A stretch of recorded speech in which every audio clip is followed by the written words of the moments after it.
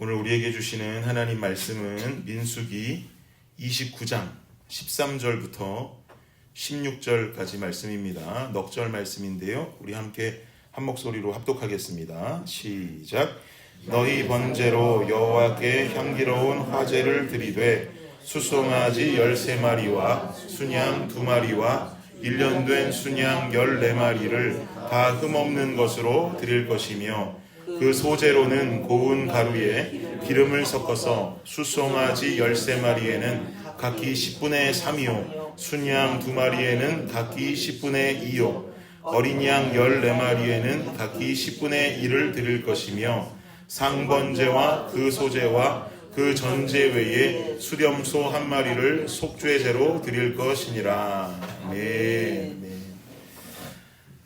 어떻게 드리라 굉장히 복잡한 이야기가 나오고 있어요. 구약 성서 읽으시다 보면은 이거 자칫 그냥 이거 넘어갈까 하고 어떤 그런 유혹이 드는 장면이라고 볼 수가 있죠. 제가 좀 더 쉽게 설명을 드리도록 하겠습니다. 어제 우리는 본문을 통해서 나팔절에 대해서 좀 살펴보았어요. 나팔절은 이스라엘 민족들이 지키는 또 하나의 새해다, 신년이다라고 말씀을 드렸죠.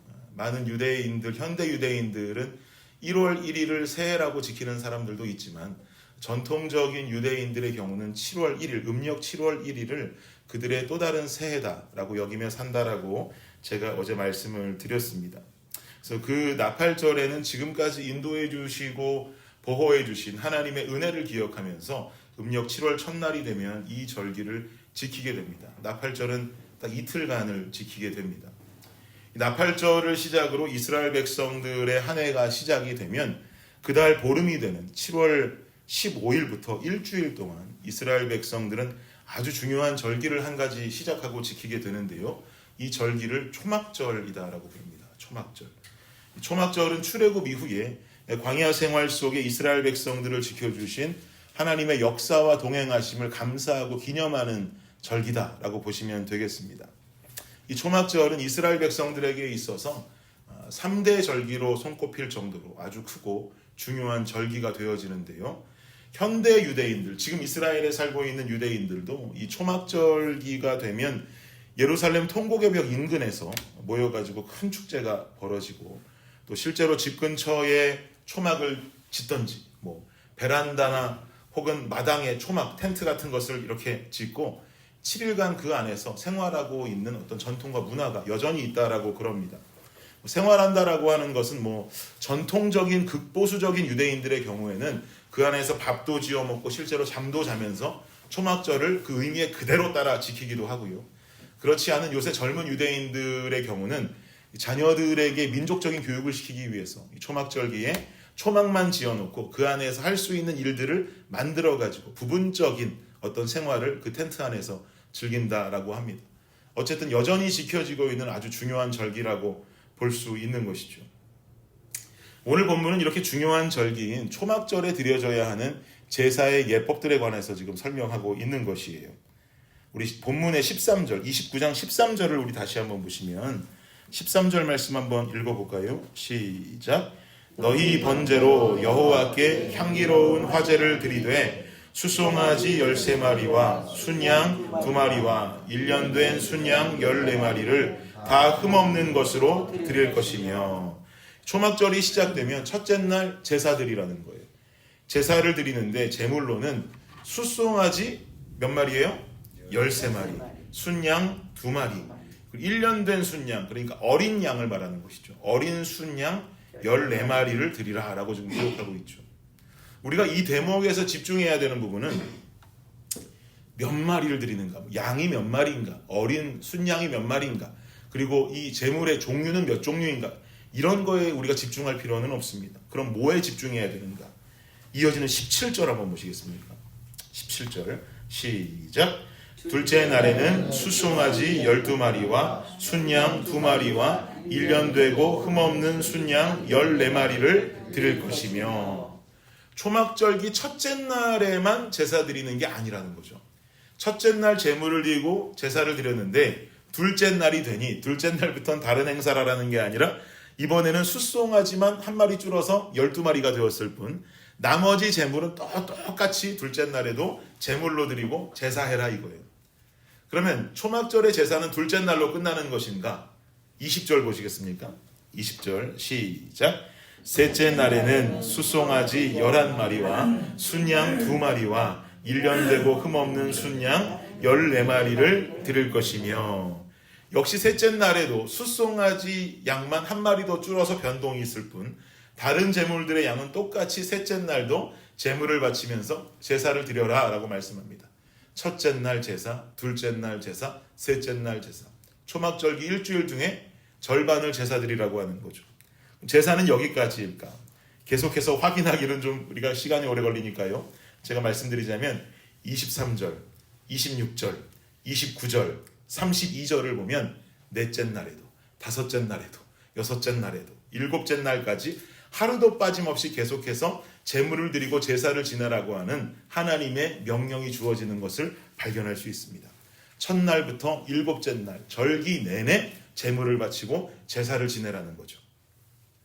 이 말씀을 통해서 우리가 발견해야 되는 하나님의 중요한 메시지는 뭘까요, 여러분? 사랑하는 여러분, 그리스도인들에게 있어서 예배는 언제 드리는 겁니까? 예배는 몇 번이나 드리고 살아야 되는 겁니까? 주일 예배 하루만 드리면 되는 것일까요? 주일 예배 하루 드리면 세상 속에서 우리가 승리하는 삶 자신 있게 살아가실 수 있던가요? 그렇지 않죠. 힘들어요. 저는 어저께부터 우리 성도님들께 굉장히 큰 감동을 받고 있는 중입니다. 제가 주일에 설교 통해서 여러분 새벽 예배 작정합시다. 여러분 한 번이라도, 일주일에 한 번이라도 작정하시죠. 우리 목요 예배 작정하시지요 라고 말씀으로 선포했잖아요. 그죠? 여러분 목사라고 그런 말 선포하는 거 쉽지 않습니다. 다니엘서 저도 그런 말 선포할 때 굉장히 마음 떨리고, 우리 성도님들 이 말씀 듣고 정말 마음속에 어렵지 않으실까 이런 궁금함도 생기고 그래요. 그래도 기도하는 마음으로 성령 의지해서 담대한 마음으로 우리 지난 주일날 제가 선포했는데요. 어제부터 새벽 예배 작정하고 나오시는 성도님들을 만나게 돼요. 우리 오늘도 이렇게 김영만 성도님 가정도 나오시고 우리 여러 결단하고 나오시는 가정들을 우리가 지금 만나게 된단 말이죠. 제가 드린 이야기라고 들으신다면 여러분들께서 어떻게 작정하고 순종하실 수 있겠습니까? 저는 도구로 사용되어지고 제가 드린 말씀이 하나님께서 주시는 말씀이라고 들으시고 순종하셨기 때문에 그 성도님들의 모습을 보면서 제가 얼마나 감동이 되고 기쁜지 모르겠습니다. 제 마음도 감동이 되고 제 마음도 이렇게 기쁜데 우리 주님 마음은 어떠실까요? 우리 주님 상당히 피곤하실 거예요. 어저께부터 춤추시느라고 어제부터 춤추시고 오늘도 춤추시고 또 그 기도 다 듣고 내가 또 응답의 때와 또 응답의 계획들을 가져가시면서 얼마나 고단하고 피곤하실까 그런 생각 듭니다. 우리가 왜 이렇게 새벽을 작정하고 또 목요 집회를 작정하자고 말씀드리고 하는 겁니까? 주일 예배만 드리면 되는 것이잖아요. 그러나 오늘 본문을 통해 주님께서는 분명한 메시지를 우리에게 던지고 계세요. 우리 예배는 한 주에 한 번 드리는 주일의 예배로 끝나서는 안 된다는 거예요. 우리의 예배는 일상 중에 매일매일 끊임없이 드려져야 한다라고 지금 본문을 통해서 말씀하시는 거예요. 갑자기 긴장되시죠? 오늘도 이 새벽 힘들게 나왔는데 목사님 혹시 또 내일 또 나오라고 하는 건가? 긴장하지 마십시오. 물론 그렇게 하시면 제일 좋죠. 그러나 그것만이 방법은 아닙니다. 그럼 우리는 어떻게 매일 또 일상을 예배하는 예배자의 삶으로 살아갈 수 있는 것입니까? 여러분, 예배라고 하는 것에 대한 정의를 정확하게 이해해야 합니다. 예배는 내가 말씀으로 위로받고 내가 찬양으로 기뻐하는 시간이다라고 알고 계시는 분들 많은데요. 물론 틀린 정의는 아니에요. 그렇지만 또 그것이 정확한 정의도 아닙니다. 예배라는 것의 정확한 정의는요, 시편 29편에서 시편 기자는 이렇게 말하는데요. 여호와께 그의 이름에 합당한 영광을 돌리며 거룩한 옷을 입고 여호와께 예배할지어다. 아멘이십니까? 아멘. 즉 예배라고 하는 것은 하나님 이름에 합당한 영광을 성도들이 모여서 올려드리는 것, 주님을 영광스러운 이름으로 올려드리는 것, 이것이 바로 예배의 정의인 것입니다. 즉 예배는 인간을 향해 있는 것이 아니에요. 예배는 온전히 하나님 한 분만을 향해져 있어야 하는 줄을 믿습니다. 그래서 하나님의 영광을 드러내야 되고 하나님의 영광을 올리워드릴 수 있는 이 모임을 우리가 예배라고 부르는 것이죠. 즉 우리의 삶, 매일매일 일상 중에 끊임없이 예배를 올려드려야 한다라고 한다면 저는요, 골로새서에 나오는 한 말씀으로 우리의 삶을 정의하기 원해요. 골로새서 3장에 말씀하기를 그리스도의 말씀이 너희 속에 풍성히 거하여 모든 지혜로 피차 가르치며 권면하고 시와 찬송과 신령한 노래를 부르며 감사하는 마음으로 하나님을 찬양하고, 여기서부터 중요합니다. 또 무엇을 하든지 말에나 일에나 다 주 예수의 이름으로 하고 그를 힘입어 하나님 아버지께 감사하라. 아멘. 무엇을 하든지 일을 하든지 다 전부 다 주 예수의 이름으로 하고 그를 힘입어 하나님께 감사하라. 내가 하는 일과 내가 하는 행동과 내가 말하는 언어와 모든 일거수일투족이 하나님의 영광을 향해 있는지를 우리가 함께 우리의 삶을 통해 돌아보기를 간절히 원합니다. 쉽게 말하면 내 행동 하나가 정말 예수 믿는 성도로서 올바른 행동인가? 내가 말하는 언어가 정말 예수 믿는 성도로서 옳은 언어인가? 더 단도직입적으로 말하면 내 말과 행동을 통해 예수가 드러나고 있는가? 내 행동과 말을 통해 예수님이 보여지고 있는가? 이것이 바로 일상의 끊임없는 예배를 드리는 증거가 되어져야 하는 것입니다. 이러한 예배의 정의를 가지고 여러분께 강력히 권면드립니다. 여러분 날마다 예배하십시오. 매일매일 예배하십시오. 일상 중에 끊임없이 예배하십시오. 삶의 1분, 1초, 1시간 동안에 우리의 삶이 진행되는 모든 과정 가운데에 나의 삶은 죽어지고 예수가 살아, 예수가 드러날 수 있는 삶을 살아갈 수 있기를 간절히 원합니다. 이 모습을 통해서 예수님은 영광 받으실 것입니다. 초막절 7일간을 끊임없이 제사하라 명하셨던 하나님의 명령을 절대적으로 우리는 기억하시면서 우리 삶에 주어진 일주일간의 그 7일, 그래도 이 명령을 따라서 하나님 앞에 온전한 예배자로 서는 여러분, 하루도 빠짐없이 하나님의 영광을 드러내며 살아가는 여러분의 삶이 될 수 있기를 예수 그리스도의 이름으로 축복합니다. 기도하겠습니다.